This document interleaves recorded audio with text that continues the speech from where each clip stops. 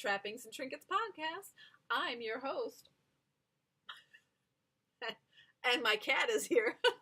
I'm your host, Nicole, and that was my cat, Allie, the very seldom seen cat. So she's not the one that's all over my Instagram feed. She's the other cat, the mystery cat that we have in our house. So anyway, now that she's thrown me off my game here, I think I already introduced myself, so welcome. I'm glad that you're here joining me today, and now she's playing with my yarn. Here we go. There's our other kitty. This is Miss Allie. She is our female cat, and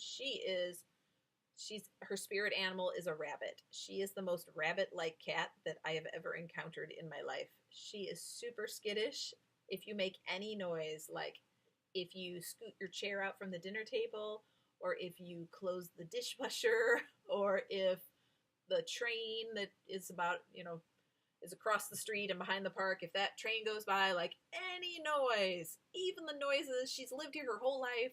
She's 8 years old, so these noises have been happening her whole life. She still doesn't understand what the noise is and freaks out and runs. And no, she's not been abused. She's lived with us for her whole life. And so I don't know why she's so skittish, but she is a super rabbit cat. So anyway, welcome to the podcast. So my husband and I did a little thing together that I'm going to edit into the end of this podcast. And that I think is already like a half hour long. So I'm not doing all my finished objects today. I'll do a few projects. And then I have the winners to choose for the yarn giveaway. And yeah, so let's get started. Yesterday, you ready? You ready to get political? So yesterday, if you pay any attention to United States politics, our House of Representatives, that is heavily controlled by Republicans right now, passed a bill that would significantly change healthcare in our country. Not only would it change things for people who are covered under what is right now the Affordable Coverage Act, but it would also affect everyone who's on employer insurance. It would devastatingly affect people who are on Medicaid. The House of Republicans voted to completely make Medicaid vanish by 2020, so 2.5 years from now. So there's a number of problems with this bill. One of them is what would happen to people with pre-existing conditions, and the very inclusive list that they've made of preconditions. What's on the list? Glad you asked. Well, if you've had such conditions as acne, do you have acne in your past? How about, have you had a C-section?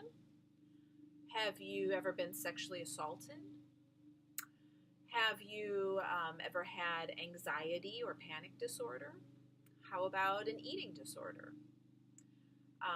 There are many things on this list that maybe you wouldn't really think of as being a pre-existing condition. Allergies. How many people have allergies? Should you have to pay more in premiums if you have allergies?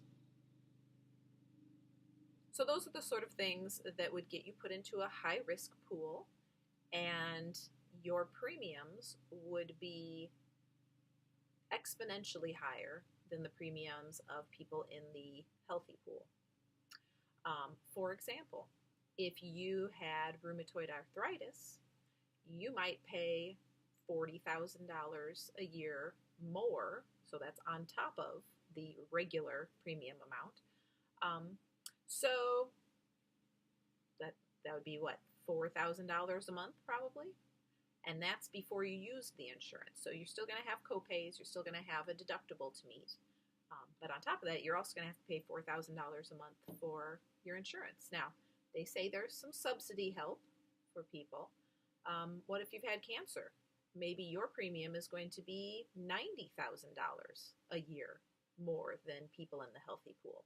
If you have any sort of even if you have allergies, that's an extra $4,000 a year on top of the regular premiums. So you're paying $400 a month more than, or on top of your regular insurance costs. So That's one problem with it.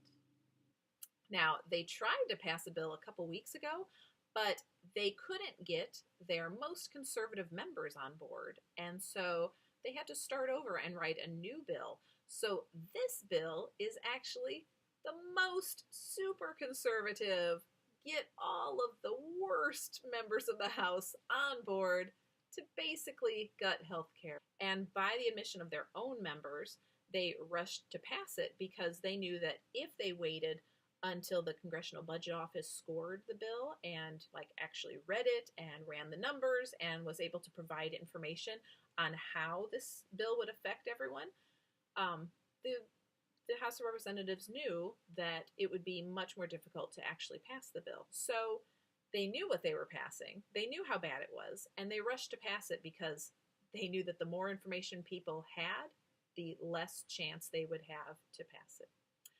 So after the vote, the Republicans were celebrating and basically having a kegger to pat themselves on the back. Good job. We just made healthcare more difficult for people to afford. Let's have a Bud Light. If you are a personal friend or family of mine, you might think that I'm super militant about politics.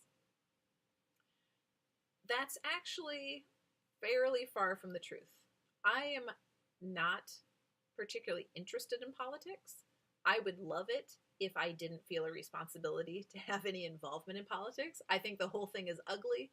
I would love to leave it to leaders that I trusted to just, make good decisions and craft policy based on what would actually be best for the citizens of our country.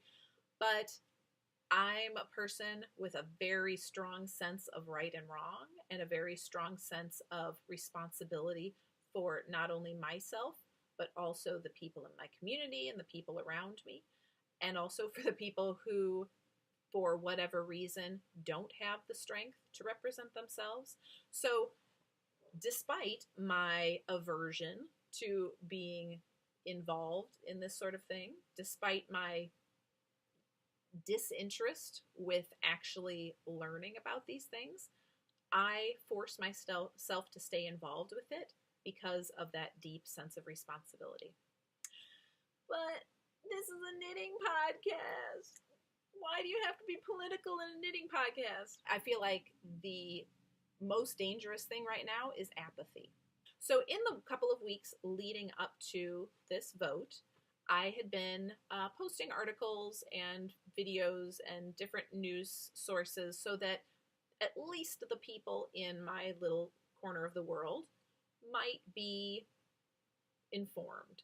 I know that there are a number of people out there that feel like, I'm busy raising kids, I'm busy, I have a job, I don't have time for this, I don't like it, I don't want to spend my time reading about this is too stressful for me, so they don't seek it out. And so I feel like I will make time for this, I have a responsibility in this, so that's why I bother to share that information on Facebook. I also know that there's people who feel like I don't know how or what sources I can trust. People in my life probably view me as a person that does her homework. And so I feel like if I'm sharing this thing, they might trust me enough to say, okay, well, if Nicole shared this, she probably has made sure that this is legitimate.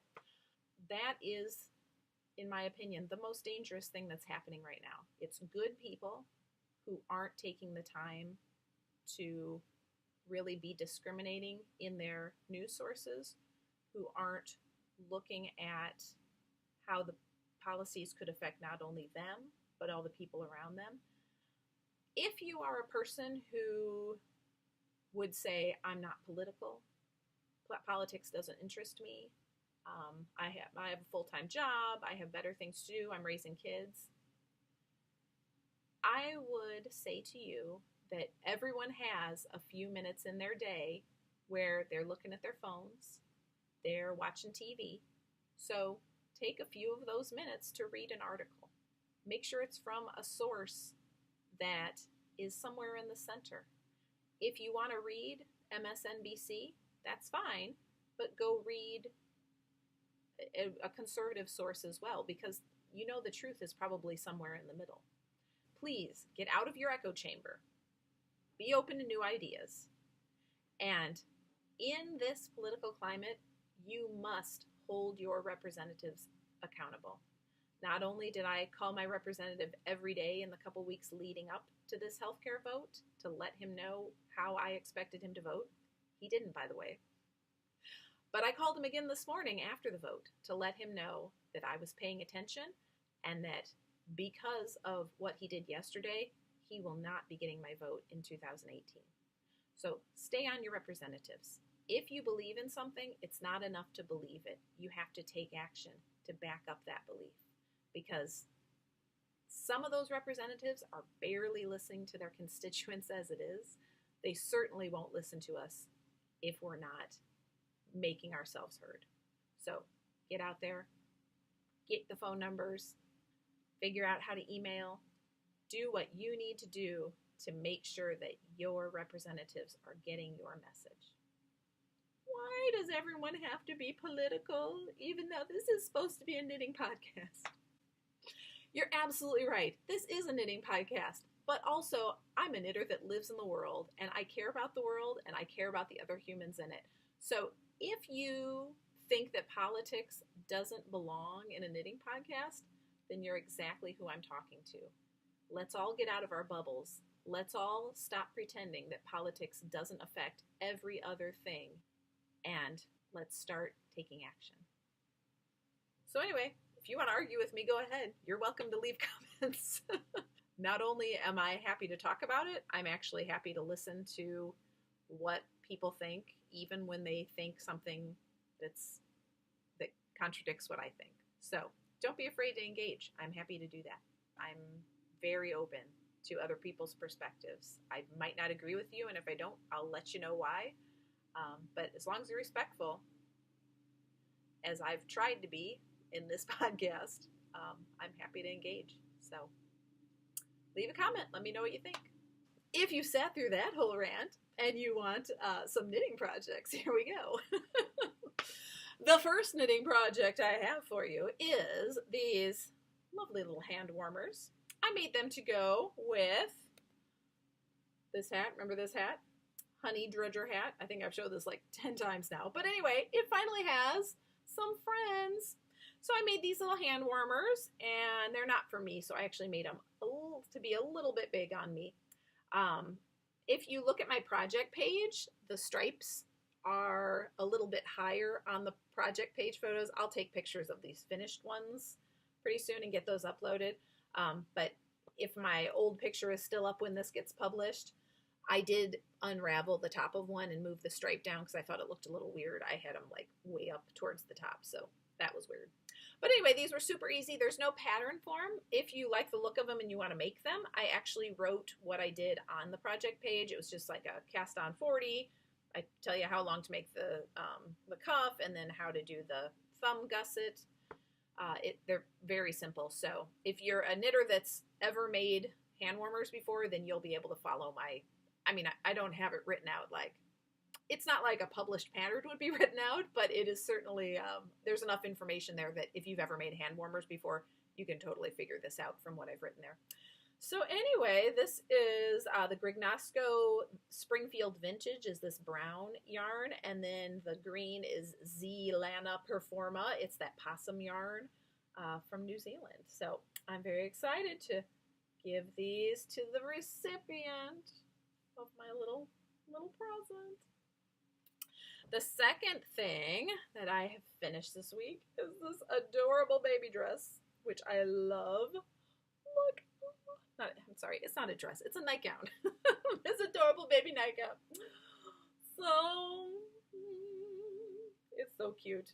All right, so I love this little envelope neckline. So, see, the problem with those babies is their heads are so big. You know this. Their heads are so big that you can't make a proportional neckline because their giant head would never fit through it. So you have to figure out other ways to get that baby's head through the neckline. Sometimes that can be done by putting like a little button row here and having like the sides connect, and then you unbutton it and it opens up larger. But a very easy way to do it is to make this envelope sort of situation so that when it's open fully, it's huge. It's like the circumference of the nightgown itself. Can't see that very well, but I mean, it's enormous. But then when it's closed over, and this is how it, like the default setting, it just goes, snaps right back to this, then it just looks like a regular neckline. So this isn't blocked, so I'm sure this neckline will stop falling over like that once I wash it. But I actually did block just the skirt part to make sure I had the gauge that I wanted before I went on to the bodice.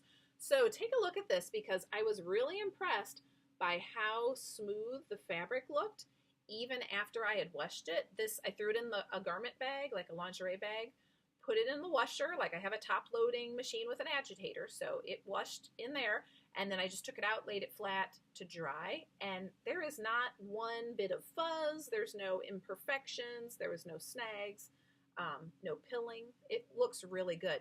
So this is Siesta DK, I believe is the name of this yarn. It's on my project page. So I would highly recommend that. I would highly recommend that for any sort of baby project or project that you want to be very washable, because it's amazing. So a couple weeks ago, I had talked about, when I was in progress on this pattern, I had talked about being stuck. And I had the experience that I'm sure a lot of you have had. I'm reading that pattern and I'm like, I am not understanding this. It doesn't seem like all the information is here. I'm not sure what to do next. And so I let this sit for like 2 weeks, because a lot of times if I read something, I don't understand it, but then I put it away, I come back to it later. A lot of times when I'm looking at it with fresh eyes, I'll be able to understand it just fine. So I came back to it, I read it a few more times, and I was like, I still don't understand what this is telling me. So I started to email the designer to ask her a question, and I was looking back at the pattern so that I could reference, like, in paragraph 3, because by the way, if you're emailing a designer about a pattern, please tell them where in the pattern to look. Like, am I looking at page 4 on the right-hand column in the 3rd paragraph? Because they're going to have to spend, a few minutes looking through this pattern that maybe they wrote 5 years ago, because usually designers want to help you answer the question, but they don't want to spend all that extra time having to answer your question. So if you make it easy on them, they're going to get you an answer much faster than if they're like, oh, now I have to remember how what I meant when I wrote this pattern, and it was 7 years ago. And, like, for instance, I have, I think, 81 patterns published. I don't have them all memorized. Some of them I wrote in 2010. So give a sister a heads up, just let us know where you're looking. So anyway, I was looking at the pattern so that I could say in paragraph 3, blah, blah, blah. And when I looked at paragraph 3, like a bolt of lightning out of the blue, I finally I saw exactly what I needed to see, and oh, now I know what to do. So deleted the message to this designer and started again, and it was fine. The things that could have helped a little bit was, I had never done an envelope neckline, and I keep calling it an envelope neckline. I don't know that that's the technical word for it. It's just this like fold over thing. I had never done this sort of neckline before, so I wasn't very clear on exactly how this all connects. So having a schematic that drew out what my knitted fabric was supposed to look like before it all got put together would have been really helpful. Or even just like a picture of the neckline itself that just had a little diagram, like here you have these long strips and then you're going to fold them over. That would have been super helpful, and I wouldn't have had all this confusion. But it all came out fine, and I would recommend this pattern. It does turn out really cute, and like 200, I think, other people have made it, so maybe I'm just the dense one. So that was called the Sweet Pea Baby Sack. And oh, down here, you do like a fold over hem, and there's just some 1/2 inch. Oh, looks like I have a little end to weave in still. There's just some 1/2 inch elastic in there, and then you fold it over and sew the elastic in, and that's so that when baby's kicking around, that the bottom stays wrapped around their little feet. So cute, so cute. All right, the last project that I have is the one I'm wearing here, And it is an enormous shawl. So you can see how big it looks when it's wrapped all around me. And when I take it off, oh, all right, so there's my whole arm span. And then I have even more. So this thing is like it's at least 1.5 times my arm span. It's huge. And the funny thing is, when I was knitting it, I was thinking to myself, because it only looked like it was about maybe that deep, and I was like, oh, I kind of wanted this to be a big shawl that would wrap around me. I don't want it to be something that's just, goes halfway down my back. So I was actually considering maybe I should do another section or two and add, another 4 or 6 inches. And I ended up deciding against it because I looked at all the finished projects and everyone else's looked like they had blocked out pretty big. So I'll just tell you right now, this blocks out really, really big. So as you can see, it does not go halfway down my back. It goes from my neck all the way down to my waist. So it is a big shawl, and it's a very, very wide shawl. I can't even show you in this screen how wide it is. Very fun stuff going on here. Oh, by the way, here in the annals of Nobody's Perfect, see that lace? That top row of lace is totally messed up, and I don't care at all, because when it's all on my body, you don't see that. So I didn't pull that back because I'm not a perfectionist if it's something that nobody will ever notice. The second row of lace is actually how it's supposed to look, so that part looks fine. So you can compare the two. See how that top row is kind of messed up. But anyway, the fun learning part for me was this brioche. So there's these strips of brioche. That's the kind of funny looking stitches right here in a horizontal row.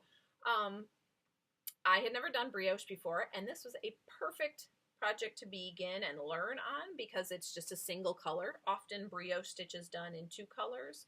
So I was not intimidated at all to give it a try when I only had one strand of yarn to deal with. So that was a lot of fun. I was going to show you this fringe, which is super fun. I did the fringe quite a bit, not as long as what they called for in the pattern, but I'm happy with it. I don't need fringe that's getting caught on everything. But I was going to show you because this is another pattern that when it came to the fringe, they said, oh, thread a length of yarn on a yarn needle and stick it through the edge. Don't do that. Do not do that. That takes so much longer than this easy way I'm going to show you. So I brought this little swatch, and I have a crochet hook. I've got like possum on my face. All right, I got my crochet hook. So what you're going to do is you're going to take your crochet hook, you're going to stick it through the edge of your swatch from front to back. And then you're going to take your fringe that you've already cut, put a loop of it on the crochet hook, and you're just going to pull it through that hole. So now you've got a little loop there. You're going to pull one side of the loop through, and that will put your fringe in place. So this is a much faster way to do it. You could even, if you wanted to do multiple strands, just stick your crochet hook through the edge. Let's put 3 strands on there. Hold that in place and pull it through. See, now 3 strands. Okay, 3 strands is kind of a lot for this size.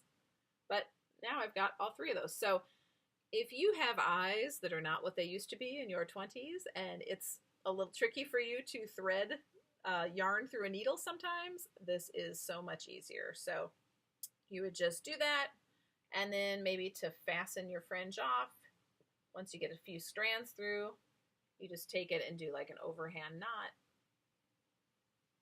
Bring that knot down to the edge, and then you've got your fringe, and you can kind of trim it down here to make it even. But that is a simple, simple way to put fringe on a garment or a shawl or whatever. And even if you have old lady eyes, it will, like I do, it will, you can see to do that crochet hook just fine. All right. I think I've gotten all the projects out of the way. And so now I just need to pick a winner for this yarn. Oh, by the way, I didn't want to send it to you in a Ziploc bag. That's not classy. So I thought I'd put it in a little Trappings and Trinket project bag. So not only do you get all this fun yarn, all these little bite-sized skeins, but you get a lovely bag to keep them in. And if you like the Chicago Bears or Finding Illini, which they're terrible lately, but they're a team that's kind of popular around here. This is like, it's like if summer came to your team's colors, that's what this project bag is. So it's your beautiful, sporty summer bag. All right, so I only had 8 people that were entering to win this. So you've got a really good chance if you are one of the people that are entered. So I had 8 people, and I just put, I got a number generator up here, and I've got 1 through 8. And so I'm just going to hit the little generate button. I'm going to hit the generate button, and it gives me number 6. So on my list here, I wrote all the Instagram people, followed by the people that that signed up on Ravelry. So 1, 2, 3, 4, 5, 6. The winner is Holes Home. So if your Instagram name is Holes Home, then you need to send me a direct message. Let me know what your address is, and I will get this prize in the mail for you. So thank you to everybody that shared that picture and that shared something about Trappings and Trinkets and signed up to enter. And Holes Home, I hope you enjoyed trying out all this yarn, and I hope that you get good use out of this project bag. So next, you'll see the segment that I recorded with my husband, and both of us being awkward together, and I hope you enjoy it. So next, interview with the husband of a knitter. This is Mr. Trappings and Trinkets. This is my husband, Jason. He appears today because we're going to do a Ask the Husband of a Knitter little segment. Hello, Jason. Hello, Nicole. Thank you for coming to play with me today. Thank me for coming to my house. Yes. Thank you for coming to your family room today. This is very exciting. Glad to be here. I'm sure everyone wants to know about Mr. Trappings and Trinkets. I want to know about him, too. So I have some questions prepared for you. I did tell him about one of the questions, or maybe 2 of them. But anyway, because he had to bring a prop, so he has his prop here. But we'll start with your prop, okay? All right. So the first question. It's going great. Knocking it out of the park. The first question is, what is your favorite thing that I have ever knitted you? My favorite thing is known as brownie. Do I bring it on now? You can bring it on. Brownie. It is well, I don't know much about it. I'm going to have to defer to you. It's a pullover. It's a pullover sweater with a nice little collar zipper thing. I wear it as my coat, much to my mother's chagrin, all winter long. I love it. His mom really wants us all to wear standard issue coats. So this is, it's a very pink pattern, and I think it's called something like How to Knit a Men's Sweater, Men's Rib Sweater, maybe. I'll put a link to it in the down bar, or on the screen. The yarn was BEAVERSLIDE dry goods, something. I feel like it's worsted weight. But yeah, it's a pretty easy pattern. I would say the most complicated part of it is that you have to sew in a zipper. So it had lots of what's the phrase? Vegetable matter. It did. It's a very rustic yarn. I like it a lot. Yeah, it was a nice yarn. It was very affordable yarn. And it's like a 1x8 rib or something like that. But it's a pretty simple pattern, and it came out really well. And it fits him very nicely. And might have been the first sweater. I was going to say that I think it's the first sweater I ever made for you. It is the one that I wear the most. For real. Way more than that orange one. When's the last time that orange sweater saw the light of day? 15 pounds ago. All right. So, with that in mind, I thought maybe you would have some tips for if you are a wife that wants to knit something for their husband. Do you have any tips because I consider you a standard issue male. Like, you're not a... No, crazy. You're not a... I mean, fashion-wise. You're a C. You're pure C right in the middle. Like, fashion-wise. Like, my husband is not a... Like, he doesn't wear skinny jeans. He's not a hipster. He's, like, regular 40-year-old guy. Wears his button-down shirts. Jeans are kind of, like, you've just gotten back to jeans. No, it used to be khakis. Like, your 30s were all about the khaki pants. So now he's back to jeans. So, anyway, what I'm saying here is he is like a regular guy. Mm-hmm. So, I was going to ask you, with the mindset of a regular guy, what sort of things do you think wives should think about when they're trying to find things to knit for their husbands? Well, so I'll just use how we've done it for the most part, except for maybe this sweater, I think, which was just you just have great taste. I think that generally speaking, you have come up with about 4 or 5 different things that you thought I might like based on what I already get on the Ravelry. And then you bring them up and we look at them and I pick the one that I like. And I do, I think we can admit that I'm a person that wears the sweaters that you make for me. I am what's the phrase for this? You're knitworthy. I'm knitworthy. So I would just say pick them together is what I would suggest. Okay, so I think that works well for us. But what if you want to make a present for your husband? A present.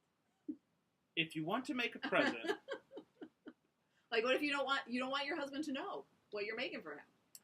I would say get into his closet and find something either from his past, find something that he's tucked away, find a pattern that is close to it and recreate it. Like the gray sweater. Yep.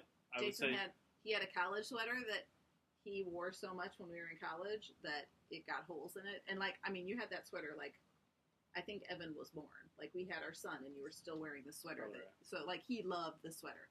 And so I saw a pattern, it was the Mr. Darcy pattern, that was it was in the vein of the college sweater, and I just tweaked it a little bit to make it, very similar. So that's another sweater that, well, you used to wear it a lot. You don't wear it that much now. I still wear it.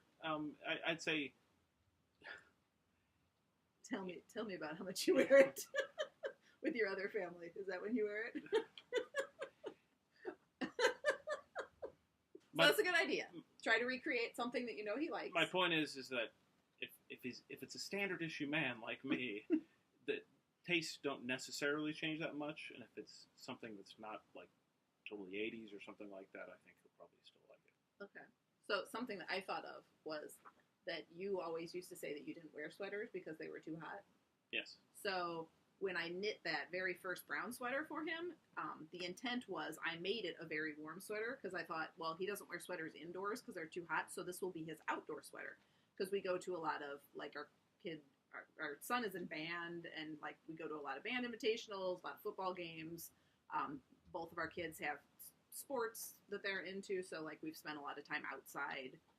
Right now it's spring tennis, and spring tennis is kind of cold, so if we go to that, it's nice to have something warm. You could make him a sweater that's meant as an outdoor only sweater. Although you do have a couple of sweaters that now you'll wear inside. I do. I once had someone tell me that wool breathes. So what about colors?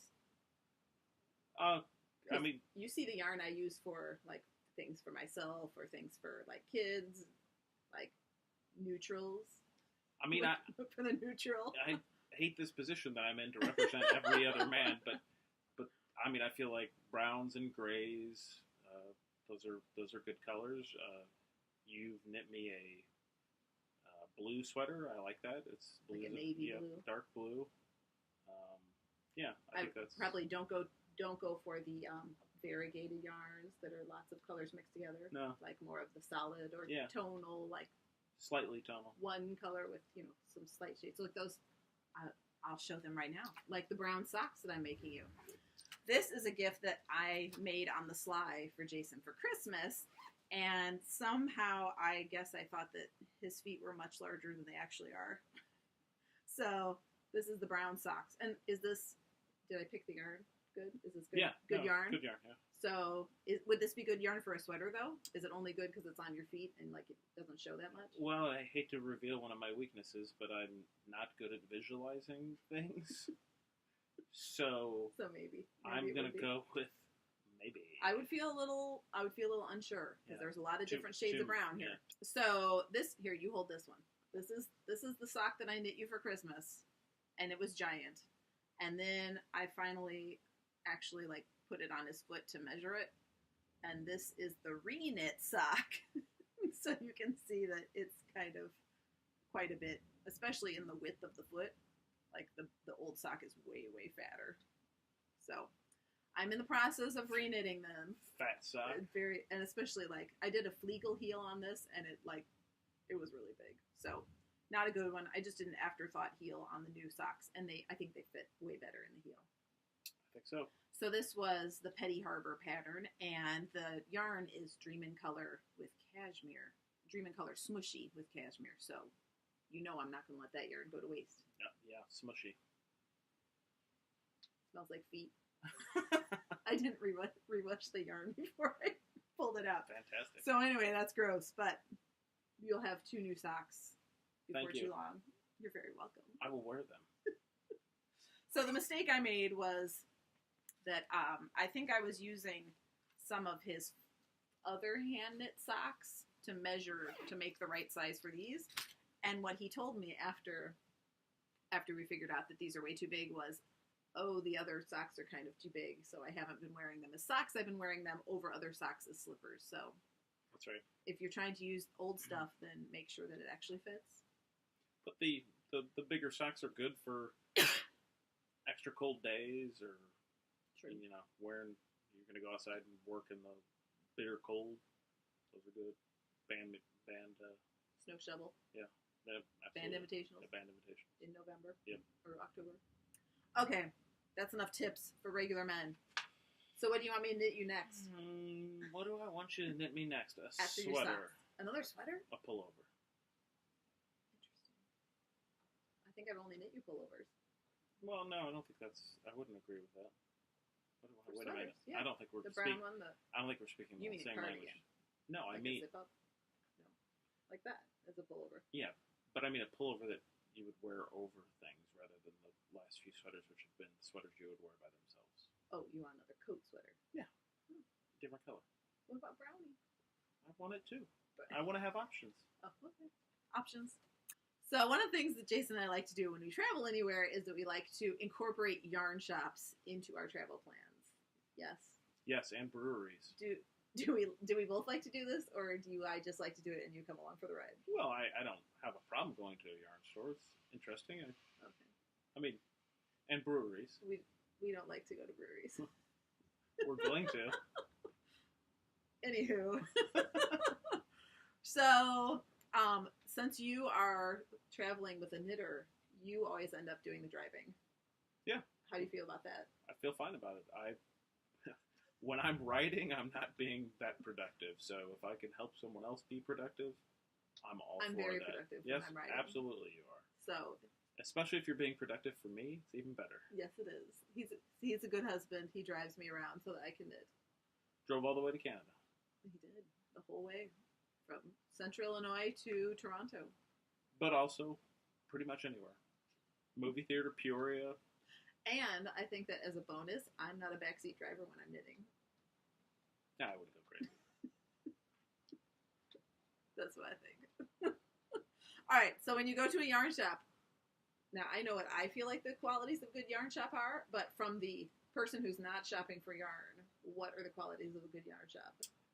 That's pretty easy. So it varies a little bit, but I'd say a dog or a cat, although I don't think I've seen cats, but dogs would be great. I've seen cats. Have I?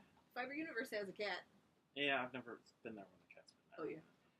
So an animal is good, friendly animal, and then I would say that a chair, if I'm by myself, a chair is a must, right? A chair somewhere, and then if I'm with the kids, a couch is always good. And by yourself, you mean you're with me. Yeah. But you're by yourself. I'm not just a creep sitting in the corner. He doesn't follow me around while I look at the yarn. He prefers to find a chair. A coffee store near it would also be good too. Or what about those ones like in the Chicago suburbs where it's like a yarn shop / coffee shop? Yeah. Or kind of as a shout out to your local yarn store, if there's a beer in the fridge, that works too. This is one time Jason happened to be great. at my local yarn shop. It was like, what, 4 o'clock on a Friday or something? It was like late in the week, and the 2 people that owned it at the time were just kind of hanging out, and so we happened to come in at that time, and they were drinking beer, and so they offered Jason a beer, and now his whole fantasy is that that's going to happen Every at time. some point in the future. So yeah, Erin. So remember that. I don't think Erin watches the podcast. Well, she better start. All right, so you need a chair, you need something to drink. And an Is animal. that it? You're a simple man. Oh, and an animal. Yep. So I knew you were going to say that about the animals. So what's the best yarn shop animal that you have encountered? Well, there were... I also know what you're going to say here. Okay. Do you want to say it for me? Hold on, I'm going to write it down. Don't look. All right, I've got it. Okay, do I have to phrase it in the same way that you did? No. There were 2 small, cute, somewhat shy dogs in San Francisco. At the Imagine-It Yarn Shop. That's what you wrote? That's the name of the yarn shop. Who remembers that? What am I supposed to write? 2 small, cute dogs? 2 small, The cute dogs. greyhound. One was a little tiny greyhound, Yeah, and one was... I don't know. But they were Brown. very cute. They were willing to play. They warmed up They to were me. scared of you. They warmed up And a then little they bit. were- Yeah. Then they were willing to play. That's good. Those are the 2 best. That's my favorite. Agreed. They were very nice. And what about the best shop? The best yarn shop? The best yarn shop that you've... I mean, let's not say our local one, because of course there's a special place in our hearts for our local yarn shop, but traveling. Well, I really like being at Siesta Key Beach, and you like the yarn store there. So it has a couch. It doesn't have an animal, I don't think. You are talking about A Darn Good Yarn. In Sarasota. Is that the name of it? I think so. Yeah, something like that. A yarn to remember? No. Darn Good. I bet you on the screen right Ooh, here. I'll put it right here on the screen. I'm pretty sure it's A Good Yarn. A good yarn. A Good Yarn. I think that's right. Not darn. They don't say darn. Yes. So, and yeah, they've got a couch. They have a beach near there. Land of Sleep is near there. Yes, I agree. I would say that's the best one I've been to besides my home yarn store. Oh, I would much prefer to go to the home yarn store. But I like Darn Good Yarn because they have a really good selection. They have a lot. It's a big shop, really nice yarn. I like that you like it because it has a good selection. Yeah, Mother's Day is coming up. Yes, it is. So you are a nice husband that always makes sure that the mother of your children has some sort of gift on Mother's Day. Mm-hmm. So often your gifts to me are yarn and knitting related. Yes. Can you think of any good gifts that you've given? Cash. You're so funny. What gifts would you like to give me? Well, what gifts would I like to give you, or what gifts have I Both. given you in the past? If you won the lottery and you were going to buy me knitter gifts, what would you give me? Well, I mean, as boring as this may sound, I'll start with the most obvious one, which is a gift certificate to the local yarn store. Yes. So that you can always pick out the appreciate it, yarn. but boring. Right? Yes. People know to give that. Secondly, and slightly more dangerous, is go to your local yarn store and ask the person what your spouse has been looking at. Yes, so that would work if, like my yarn shop, did you know that Erin has you can actually have like a registry? Like you can Yes. tell her, hey, please put this on my list, and if somebody comes in asking about me, then you can tell them. Did you know that? I think so. Okay. Do you have a registry? No. Because, or number 2, the other thing is that if your yarn shop person knows you pretty well, then they might know things that you've been talking about. I mean, that's a lot of pressure to put on a person that owns a yarn shop. So, probably the registry would be the best bet. But yeah. So I think I've got you a needle case before. Yeah. I feel like your ball winder. One of them I got think you. you did. Yeah. But I would just suggest listen to what the person says, mentions. Nicole's usually pretty good about being a little explicit. I don't know if she feels like she needs to be explicit or not, but that usually works out pretty well. So I'll tell you my favorite gift for a knitter and the thing that I think would be really nice, but I don't think, well, no, I think you have tried to do it once or maybe twice. Okay. So my favorite gift for a knitter is a gift card for a massage place. Because sometimes if you've been knitting a lot, then you feel all like weird and hunchy and you need a massage. We give that one a lot. So my husband does give me that a lot. And then the thing that I would suggest to people that want to give a gift to a knitter is, rather than doing a gift card, which is super nice, and probably a lot of people would like that if they, only like to shop for their own yarn. But I think that there are plenty of people, like, if I'm going to go buy some yarn, I'll just go buy some yarn, right? Like, I'm not going to necessarily wait for a gift card. So if it's like your spouse and you share money anyway, then it's kind of like, here's, like, you're earmarking some money for the yarn shop, which is nice. But for a person that really appreciates, like, oh, you know me so well that you gave me this gift that you knew I would like, then it's nice for the person to kind of pay attention, like, you know what kind of yarn I buy, right? Like, do I buy crazy variegated yarn? No. So you won't buy that. Do I buy a lot of, like, solid yarn? Not usually. Like solid color? No. So, usually tonal is what I would say. So you know I buy tonal yarn. You know what colors I like, right? Generally speaking. So, you could probably, with that knowledge of, like, I like a tonal yarn, I like blues, greens, purples. Those are probably or like neutrals. Those we have another guest on the podcast. That's right. Is Tabby. You should hold him so that he can be on the camera. This is one of our friends that lives here. If you follow me on Instagram, I'm sure you've seen lots of pictures of him. Friend is a strong word. He's more like a lover. Yeah, that's probably about right. He thinks he's my other husband. So anyway, what I was saying was, try picking out some yarn and just buying yarn. I like yarn-related shirts, too. Ooh, yeah, that's a good one. Very good one. Thank you. All right. So, do you have any questions about knitting? I do. I have one question. What is your question? I'm wondering, there's a mystery. I need it solved. Okay. I will solve your mystery. So, we watch TV together, and you knit 99.9% of the time. And when we watch a show that has subtitles, how do you know what's going on? Well, here's this. I will solve your mystery right now. Sometimes, I'd say 25% of the time, I do not know what's going on because I am not paying attention to the subtitles. That's kind of what I thought. So there's that. The other 75% of the time, I am working on something that's easy enough that I can just knit, and I pretty much can just read the screen while I'm knitting and not looking at my knitting. So it only works if you are married to an experienced knitter who can knit without looking. Okay. Well, I have another question. Yeah. So you have said many times that knitters, as a whole, are a really good group of people. Yes. Why do you think that is? That's a good question.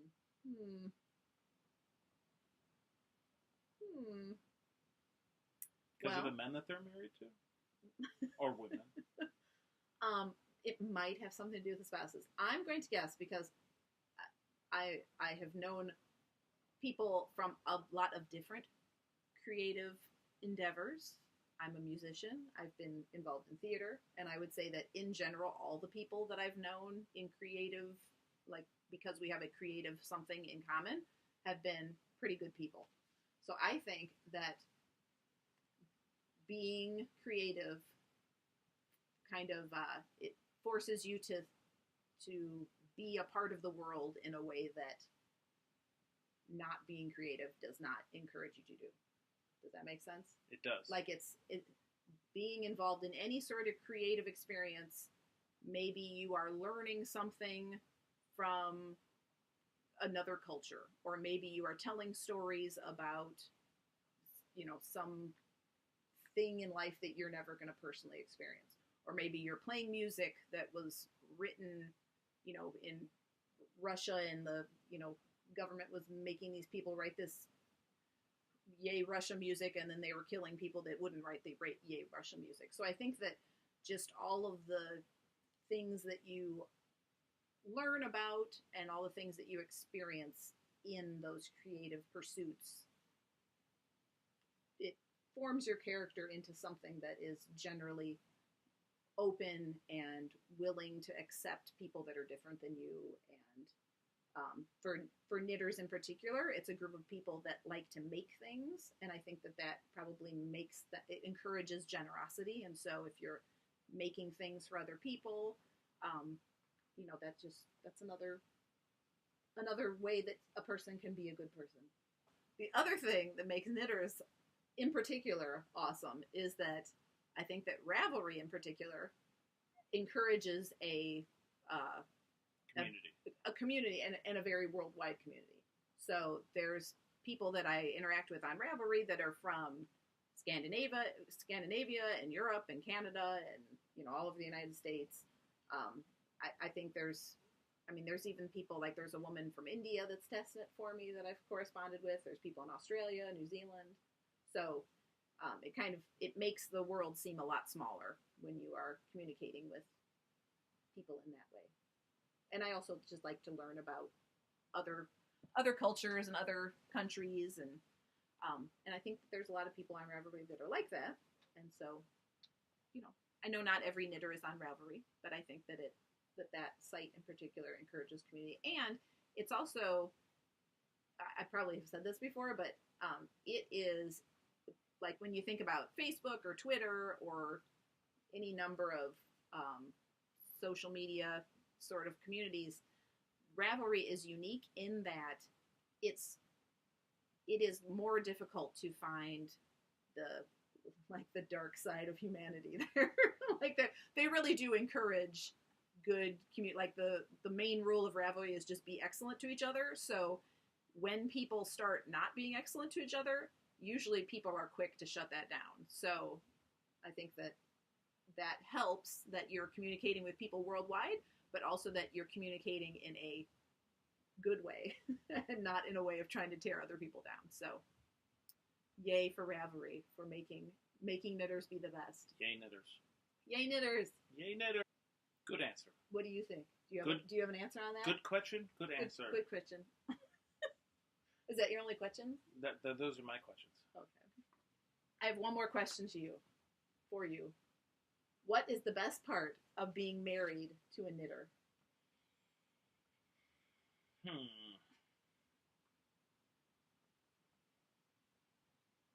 There's just so many. What is knitting related? What is the best part? Well, I mean, for me that's easy because I like wearing your knitted things. I like receiving your lovely handmade gifts. I really like having handmade sweaters. I like the feeling of having something that theoretically no one has. Your pattern, your yarn. I mean, not made in exactly that way. I think that's cool. That's cool. It's cool. Very nice. Okay, let's talk about my sweater. Okay. I wore it today because it's freezing cold outside and raining, and in our town it's prom night. So I feel bad for all the prom kids because it's seriously like 45 degrees and pouring rain. It has been pouring rain all day. So I wore my sweater because by the time I podcast again, it might be too cold or too warm. So what do you think about my sweater? Tell me about my sweater. It's lovely. Yes, it is. It is not a typical color for you. No. But I'm not great at visualizing things, as I said. And I could not visualize you in it, but you look great in it. You totally doubted me when I said I was going to make, it's heavy. When I said I was going to make a sweater out of this yarn, Jason was like, and when I bought this yarn at the yarn store, then my yarn store owner was like, are you sure you want that yarn? They should have said, are you sure you want that cat? Sorry. Anywho, so the pattern on this one was kind of the pattern called September MORN, and honestly, I just kind of used it for the numbers to get started, but then I changed a lot of things. So if you buy the pattern and knit it how it's written, you're not going to get this sweater. It's different. I made like extra long 1x1 ribbed cuffs, and in the pattern they have the upper arm ribbed, but the thing that I thought was a little weird was that when you put the ribbing up on top, then you kind of get this puffing out of the bottom that's in stockinette, and that looked weird to me. It was like a Lego mutton sleeve. Do you know what that is? Lego mutton? No.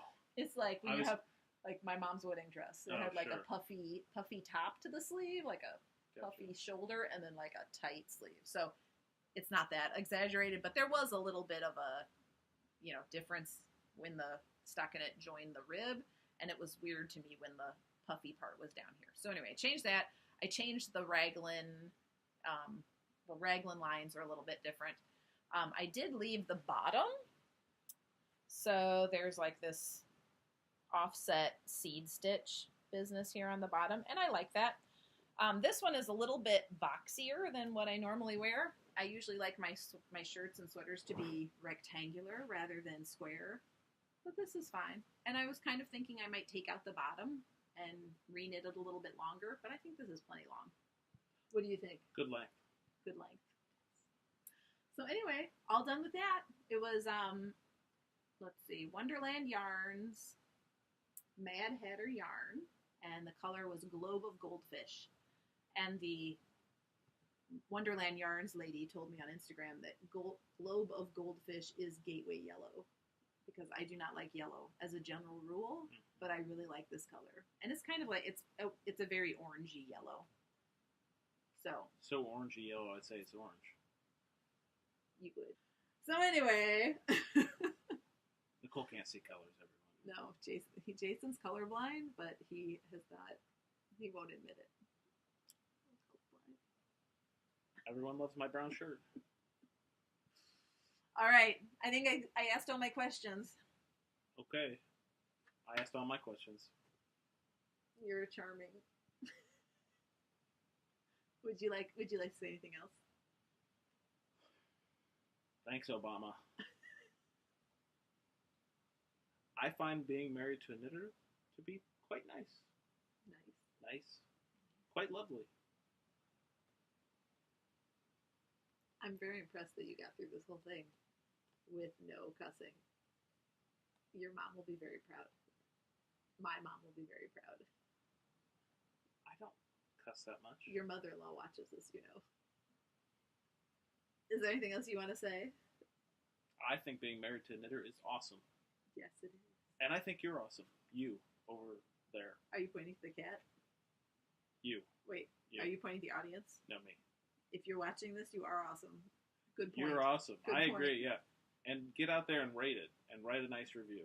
Yes, that's good advice. Thank you. For any podcast that you listen to. Tweet it, Instagram it, Facebook it. Tebby's trying to leave. Tebby, say hello to everyone. Hello.